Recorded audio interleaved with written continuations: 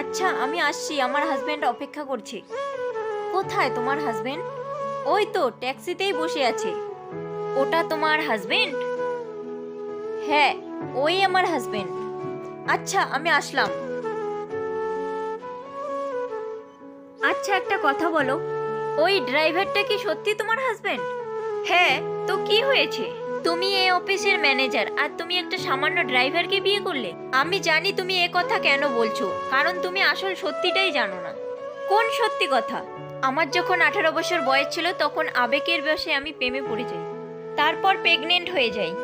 আমি ওকে জানিয়েছিলাম এই বাচ্চার ব্যাপারে, কিন্তু দায়িত্ব নিতে বারণ করে দিই।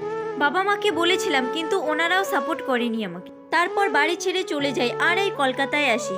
আমি 1 সপ্তাহ ফুটপাতে কাটিয়েছি, তারপর আমার জীবনে রাহুল আসে। ও সবকিছু জানার পর আমাকে বিয়ে করে। বন্ধুরা, গল্পটি ভালো লাগলে লাইক করে চ্যানেলটি